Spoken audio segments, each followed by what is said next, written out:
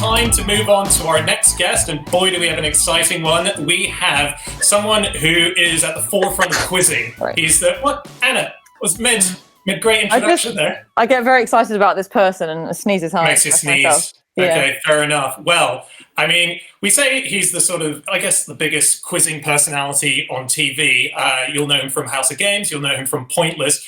But just as a sort of side project, he's also become the best-selling fictional author to have a debut book out in the history of books. That's his kind of side plate of things that he does. You'll know it as the Thursday Murder Club. We're so excited to have him here for fact number 8. It is Mr. Richard Osman. Hello. Hello. Hey. How are you? We are good. Richard. How is it going so far? Great. We've raised £45,000 since going, which is very exciting. We had a target of 35,000, so we've exceeded that. And if all your fans watching now can contribute as well, we would be hugely grateful. We'd be on 45,150. Well, let's get into it. We understand you brought a fact, so it's time for fact number 8, and that is Richard Osman. I have brought a fact, and it's Who Wants to Be a Millionaire related for reasons we will get onto. But my fact is the man who wrote the theme tune to Who Wants to Be a Millionaire also wrote Mistletoe and Wine. Really? Wow. Gosh, that's... How do you like that? A gentleman called Keith Strachan.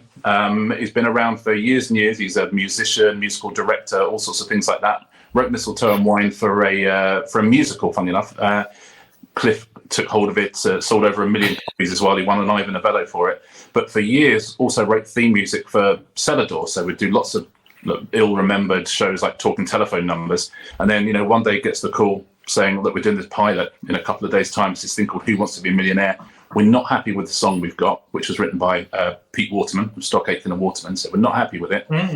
Is there anything you can do? He sat down with his son, put something together, lots of sort of strings and stuff like that. A couple of days later, the pilot goes out. That song's probably made him tens of millions. Really? The theme tune in the history of television, and the same they wrote Mistletoe and Wine. Did they use the same theme tune around the world and then? Yeah. Oh, really? Wow. Both shows, Millionaire and Weakest Link, are one of those shows that was always done as a kit of parts. I.e., if you buy the look, you buy the set, you buy the graphics, you buy the music, which isn't always the case, but it's the case there. So yeah, every time it's played in America, every time it's played in Azerbaijan, Keith Strachan is. Wow. My goodness. Millionaire all over. Yeah. That song, like the Millionaire theme, it's ephemeral, but it's not that melodic, is it? Well, that's the thing. You couldn't whistle it, right?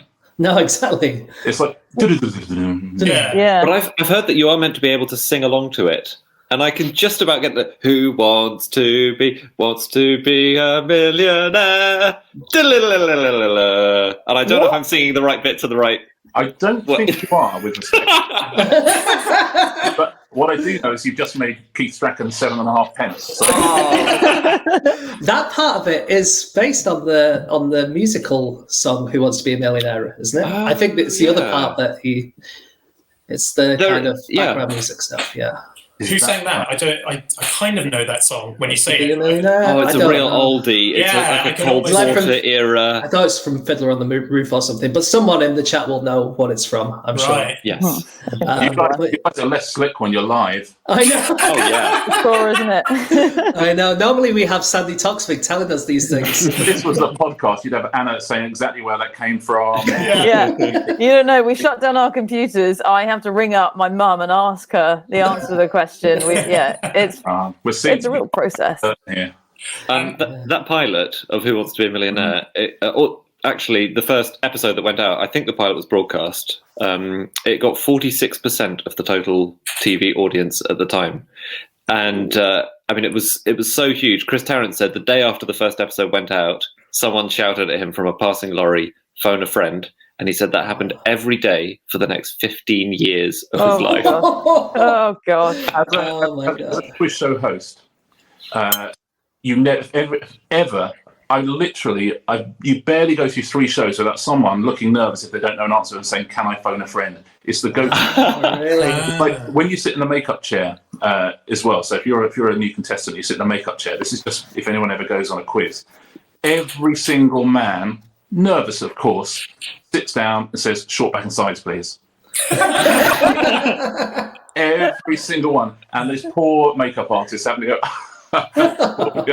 "Oh, very good." So don't do that. Oh no! So many people.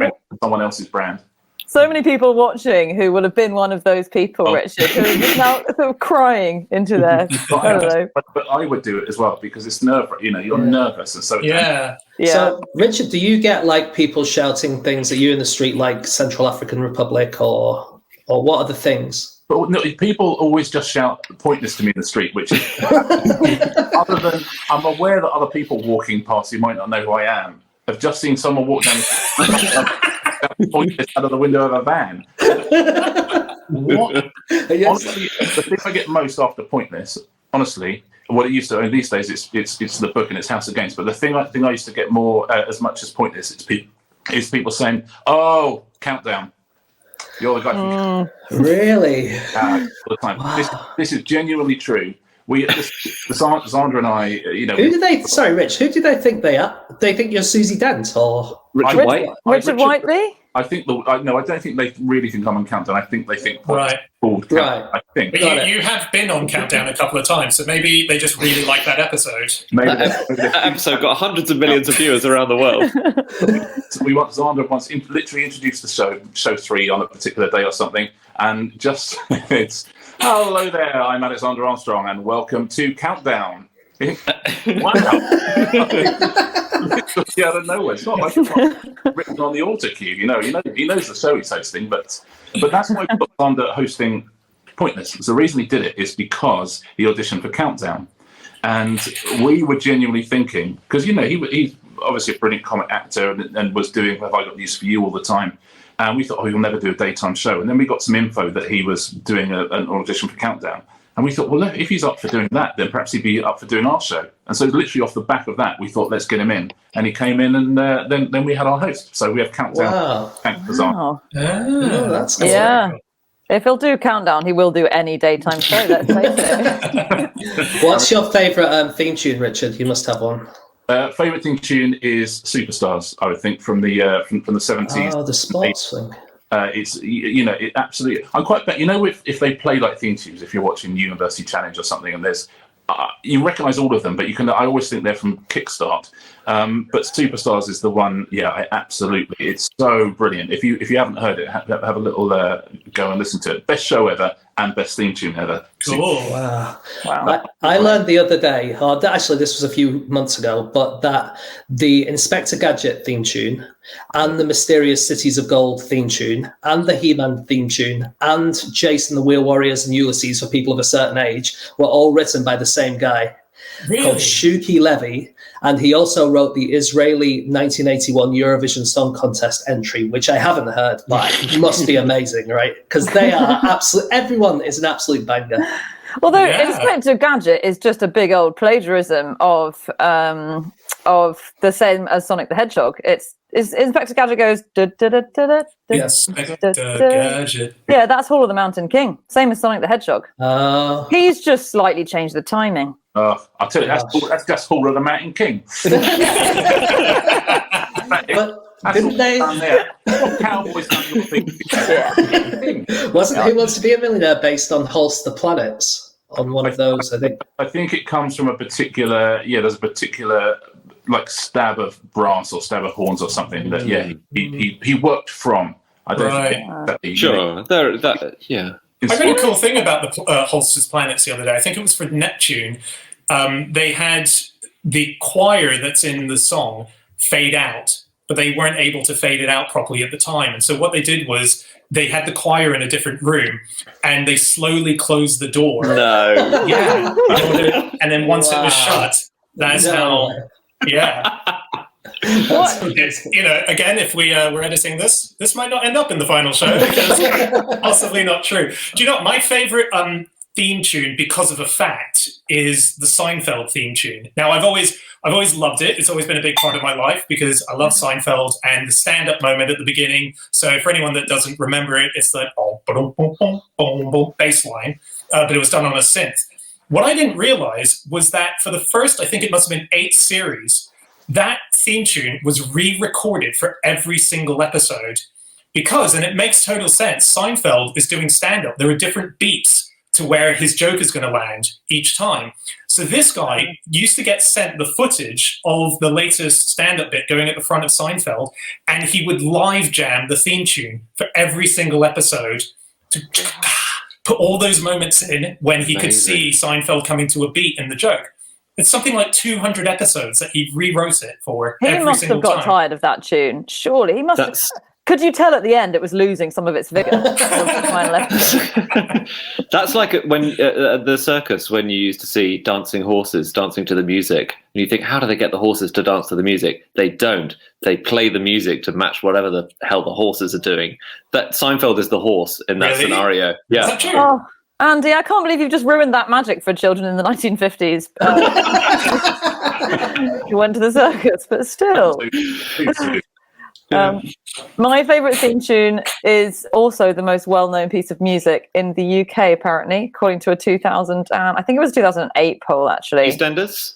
Correct. Must be EastEnders there. And that is also, they found the EastEnders theme tune, but it beat God Save the Queen into number 2. But I didn't realise, very niche EastEnders fact, it has a spin-off called Julia's Theme, written by one of the EastEnders creators. And that's when you get an ending which is a bit more poignant. And it doesn't really suit the boom, boom, boom, bada boom. And then Julia's Theme comes in, and it comes in about once a year. Wow. Really? So if you get a Julia's Theme, that must be a big moment as an EastEnders actor. Because, of course, Anita Dobson had a big hit with, they put lyrics to the EastEnders theme tune, Anyone Can Fall in Love, and Anita Dobson, who's Angie, had a hit with it. It's on Top of the Pops and all sorts of things. Back in those days, you had A-sides and B-sides, and I wonder what the B-sides of that must have been. Yeah. That's interesting. I wonder what maybe Sunday or something. They used to, if you used to watch Bullseye back in the day, at the very end they would throw the darts and try and win the big prize. And if they won the prize, they would have the theme tune. And if they lost the prize, they would have the same theme tune, but in a minor key. Oh, a little bit slower. So good. That's so amazing. Love it. That's incredible. Some shows, not many, that have different opening themes to closing themes. So Young Ones famously did it. Only Fools and Horses does it as well. But there's not many who do it. That seems like hard work. But Only Fools and Horses are both John Sullivan compositions. Wait, and you say it's difficult to have different opening themes to closing themes? Well, because, it's more expensive, isn't it? And you've got to think of 2. Yeah, I mean... It's twice as hard, Anna. Some people release whole albums of songs. What do you think? Oh my goodness, that sounds like hard work. Yeah. So sometimes they release the themes and they chart.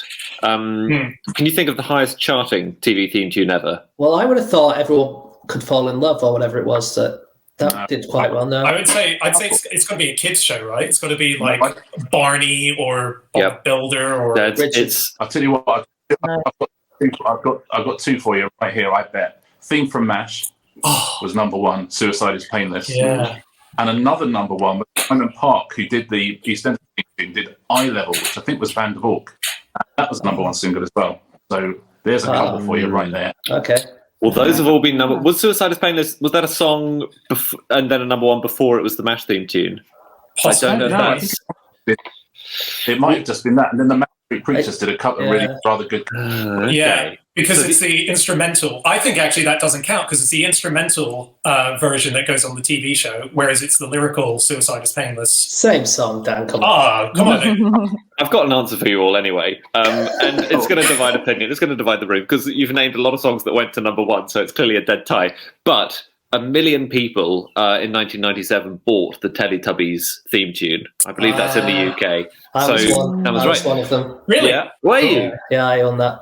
See? I was a student at the time, and that was the demographic for the show. So it was, but Bob the Builder which I think Dan mentioned. Yeah, I said Bob the Builder. Bob the Builder not only had a huge #1 hit, I think second only to Teletubbies, but Bob the Builder released a version of Mambo No. 5, which also sold 400,000 copies. Wow! And is it Neil Buchanan?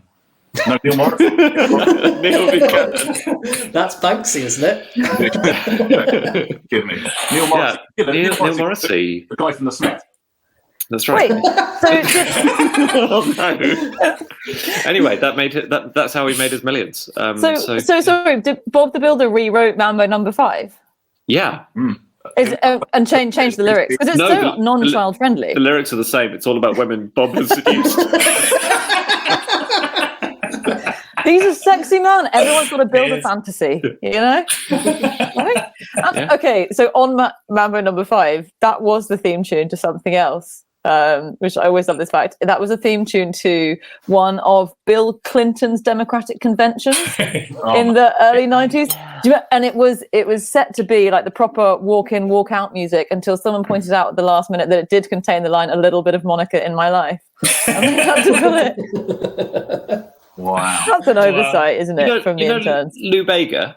Yeah. Yeah. Do you know where he's from? I do. Oh, damn. But the problem of turning us into a quiz format. Yeah. You go ahead, Andrew. No. Let's see if you get it. Who was it? He's German, isn't he? He's German. Yeah. I mean, I just didn't know he was. All right. Can we count Richard out for a second? Did you guys know he was German?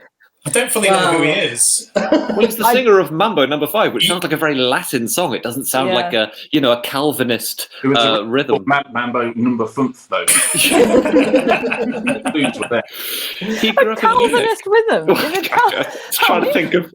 Actually, a lot of those names, I've never thought about it, a lot of those names are quite Germanic. There's Monica, Angela, they're quite unusual names, and maybe just all kind of German names. A little bit of Helga. a little bit of Brunhilde. Yeah, exactly. A little bit of Eva, a little bit of Adolf was in there, wasn't it? Fifth a very little bit of Adolf. Really? Yeah. Do you know I think I know the oldest theme tune in the world, hands down, is almost 1,000 years old. The Archers. It's correct. He's won the money. What prize does he get? A tea towel or something? It's the Archers. Oh, really? I was saying the Archers is a very old show, and that it was a weird question because the joke answer is the same as the real answer in this case.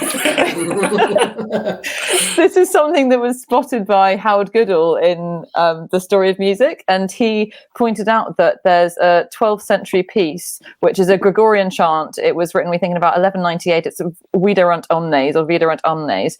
And he is right. If you listen to it, it is very similar to da da da da da da da. It's a little bit more, but it's there.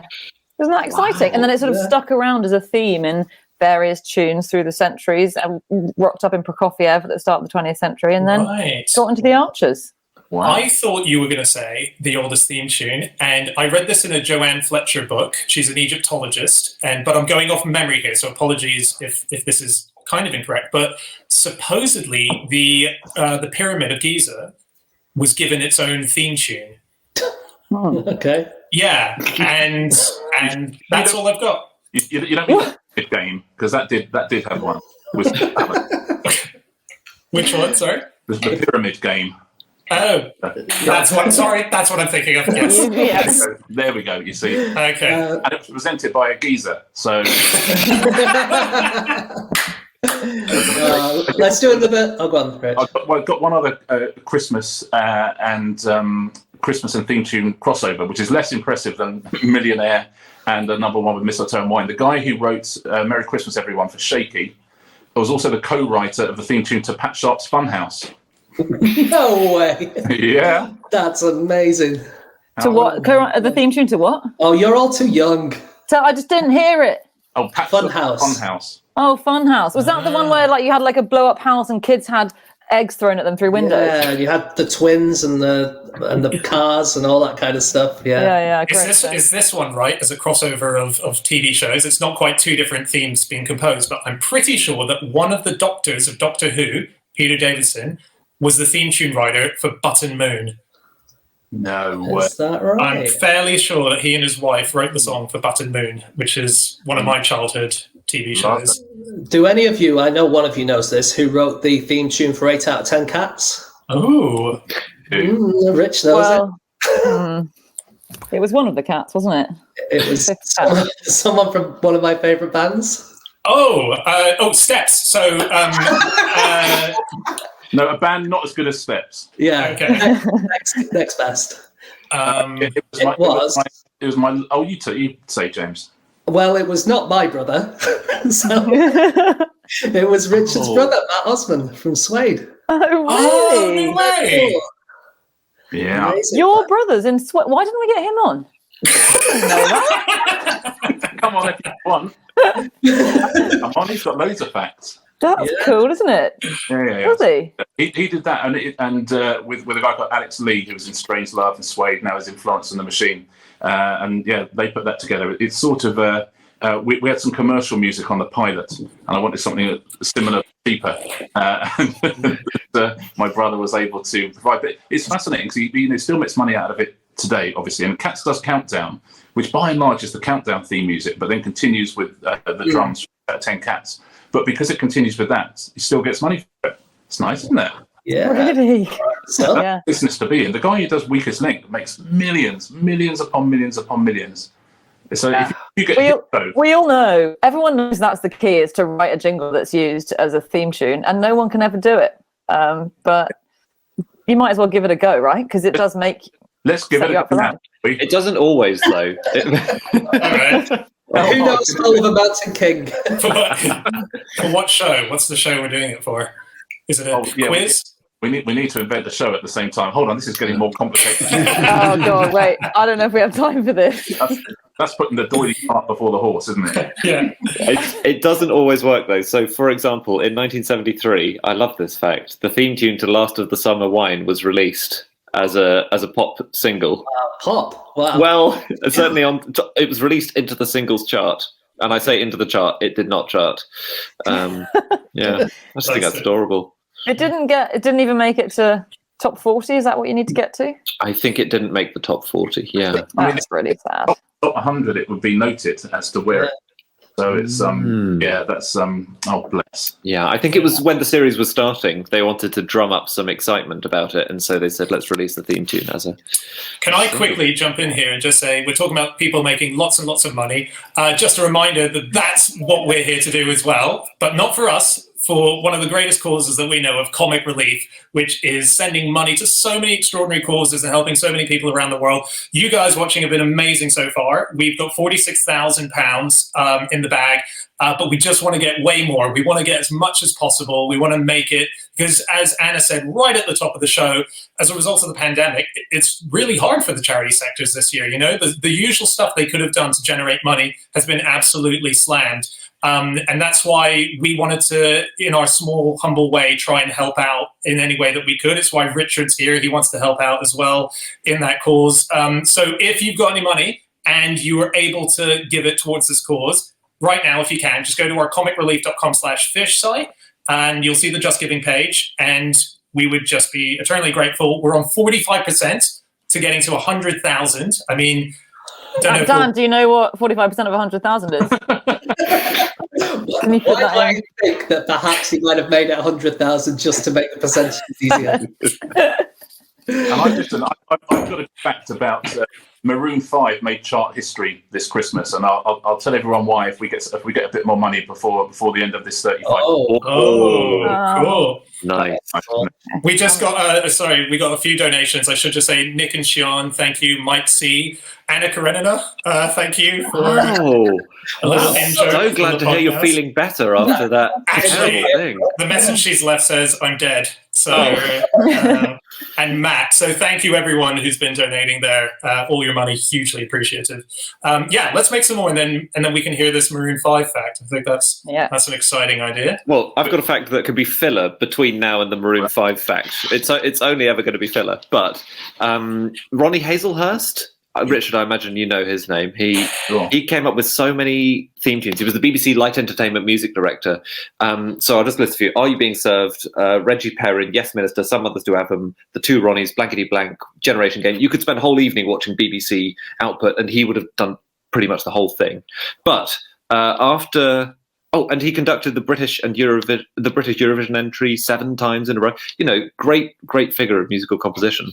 But after he died, several of his obituaries mentioned this amazing fact, which is that he also wrote S Club 7's Reach. Well, no, hang on. He didn't. He absolutely didn't. Of course he didn't. That's all I'm going to remember. It had just been banged up onto his Wikipedia page, and the Times, the Independent, the Guardian, all these papers just sloshed it right into their obituary. That's great. He did not write Reach. He Of course, they wrote all their own stuff, didn't they? S Club 7. Exactly. If you want another Britpop theme music crossover, the theme tune to "Are You Being Served," which is your First Floor Perfumery, all that kind of stuff. It literally sounds exactly like every song Elastica ever wrote. Listen to it. It's exactly. They took their whole brilliant career, Elastica, from the theme tune to "Are You Being Served," in my opinion. Right. Again, it's Legally mostly safe fact here, but there are some opinions that we don't necessarily stand by. Right, there's one theme tune that was a theme tune to 2 very, very successful shows. Same theme tune, and 2 very, very successful shows. It was Alan Hawkshaw, and it was Give Us a Clue and Grange Hill had the same theme tunes. Did they? I thought it went, Give Us a Clue just went, Give Us a Clue, didn't it? No? There have been a version. They may have changed it. I mean, I'm not surprised they changed it for that, James, because it's very catchy. That's what it says on the tin, doesn't it? All going to be whistling that tonight, aren't we? Is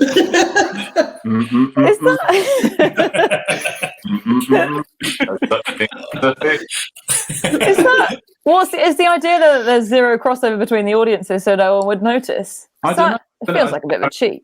I don't know how it came about, or whether Give Us a Clue had got rid of it and Grange Hill thought, "Oh, we'll have that." Or it's a peculiar one. But wow.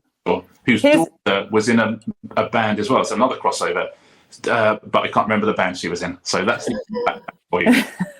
Hawkshaw's daughter had a number 1 hit with a big rave dance.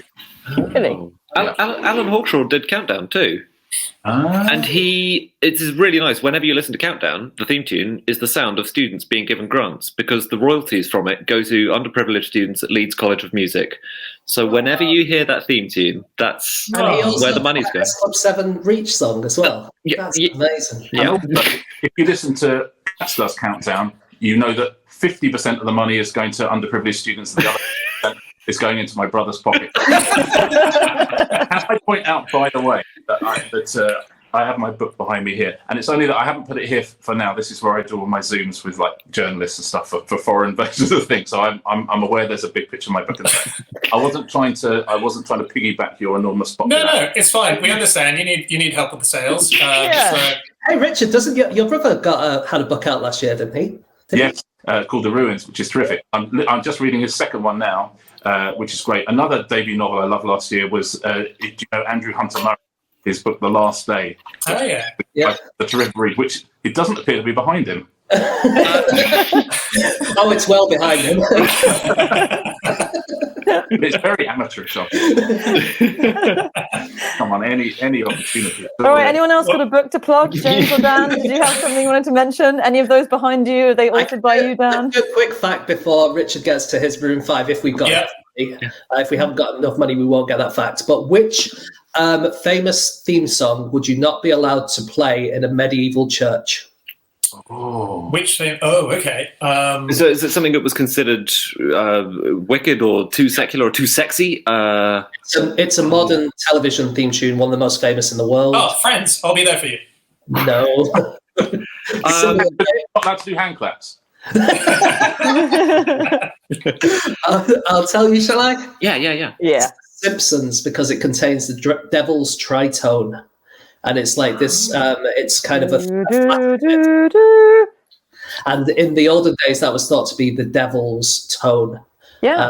So it wasn't officially banned in churches, but it was very much looked down on. You shouldn't be in church. Now that I remember it and picture it in my head, it does sound very eerie, and I believe them and think it should be banned in churches. But probably doesn't get a lot of play in churches, to be honest, so no need for that ban. I think that was done. The Simpsons, I think at least the beginning bit, which was vocal, I think that's Danny Elfman, who is a very famous theme tune writer, score writer for movies. So he did Good Will Hunting, he did the Spider-Man movies, the Batman movies with, the original Batman. And I think he makes so much money from the fact that it's his vocal sitting at the top of The Simpsons, that it's almost, that could be his career and he wouldn't need anything else.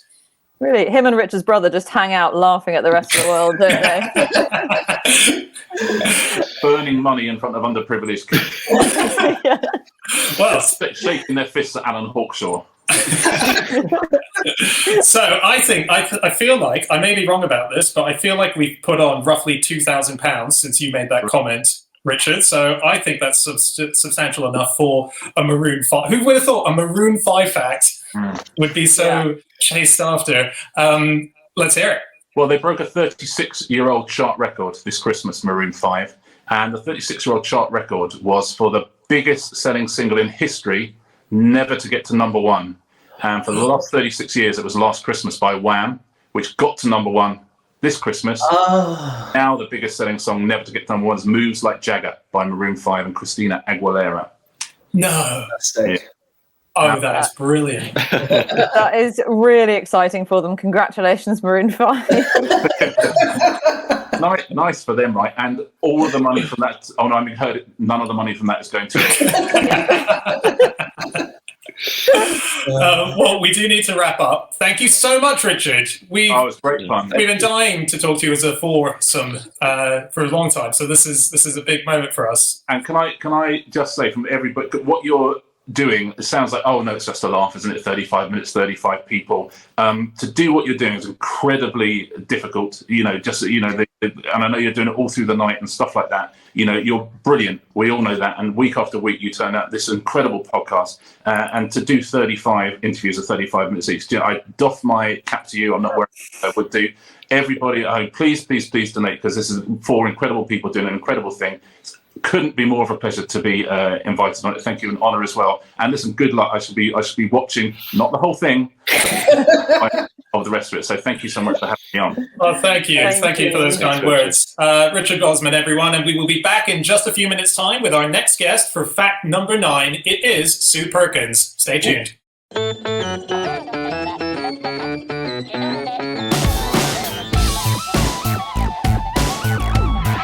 Hello, everybody. That was fun, wasn't it? Well, now you have to pay. Please go to comicrelief.com/fish and give us all of your money so that it can be spent on fabulous causes around the world. There are many more videos where these came from, so bring all of your money and give it to us. Link is below. Click on the link.